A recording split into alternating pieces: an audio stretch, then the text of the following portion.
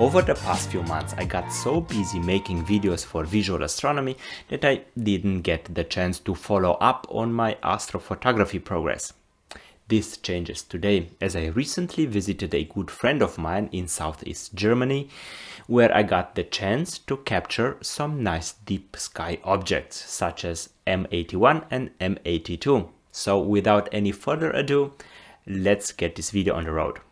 Hi, I'm Bogdan Damian and welcome to another astrophotography episode.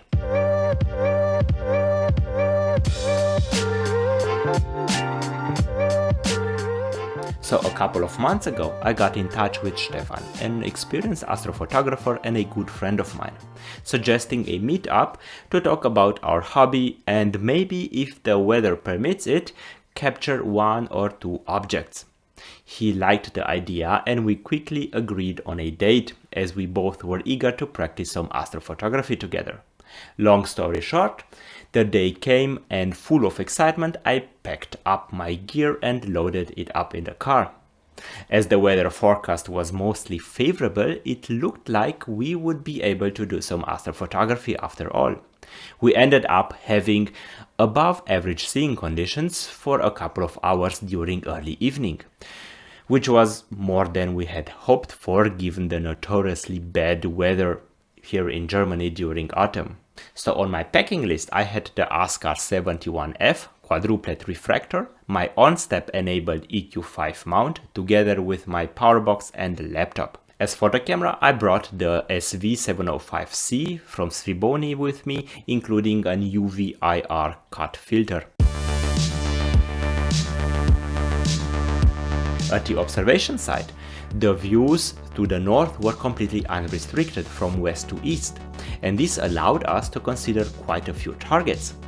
We both wanted to capture the same target and then compare the results afterwards. So ultimately, we settled on two targets, the M81 or Boat's Galaxy and its visual neighbor M82 or the Cigar Galaxy. Not only are both very different and beautiful looking deep sky targets, but both are close enough to each other that they fit nicely in the same frame, even on the smaller sensor of the SV705C, allowing me to capture both during the same session. The plan here was to record as much data as possible until the seeing conditions worsened. After setting everything up, I fired up SharkCap, and with help from Stefan, I did a precision polar alignment using the built-in feature for this job. As soon as this was done, I started Stellarium and searched for the target, and then opened up Nina, where I imported the target's information from Stellarium. I then proceeded with fully configuring the capturing session in Nina. After a few test shots, I settled for 120 frames with a 30 seconds exposure time and a gain value or ISO value of 200. After a last round of checks, we hit start and let the telescope do their thing. In the meantime, we went inside to grab dinner, and after we were done, so were the capturing sessions. Clouds and fog rolled in just as the last of the 120 frames were recorded, talking about good timing here. The next day I set out to process the raw data. I ended up using 111 out of the 120 light frames. In addition, I also took 30 dark frames using the exact same settings as for the lights to help eliminate any noise from the final image. All these frames were then stacked, stretched and color calibrated in serial. Denoising was done using Grexpert and its very good AI algorithm. The final image was then edited using Affinity, applying finishing touches to contrast and saturation. Alright, so here is what the end result looks like.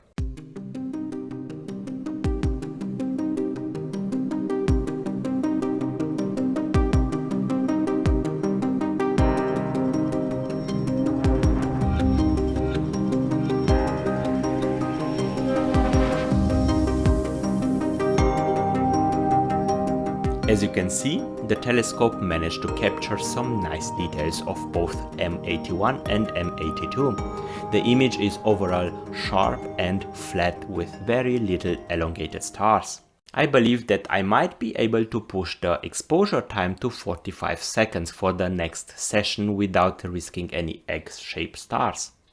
Since me and Stefan both captured the same patch of sky for the same duration of time, it only makes sense to put the end results side by side.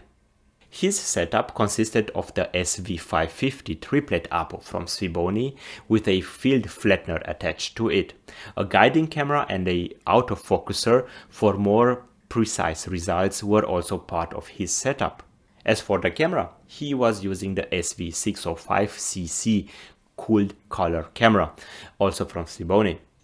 As you can see from this comparison shot, the image produced by his setup does feature more details and better contrast, the main reason for this being the better camera. Even though my camera performed quite well for a planetary camera, the gains in image quality when stepping up to a cooled DSO oriented camera are significant. Alright, so there is definitely room for improvement here, both with respect to capturing as well as to post-processing. For example, next time I will try to increase the gain value a bit more to reach the camera's sweet spot in this regard, as well as try different approaches when stretching and denoising the image in post. But for almost an hour worth of exposure time, I believe the final image turned out pretty decent. Anyway, that's been it for now. I hope you all enjoyed the video. If you did, don't forget to leave a like and also subscribe to my channel. If you have questions or feedback, don't hesitate to comment down below. I try to read all your comments and then get back to you. Thanks for watching and catch you guys in the next one.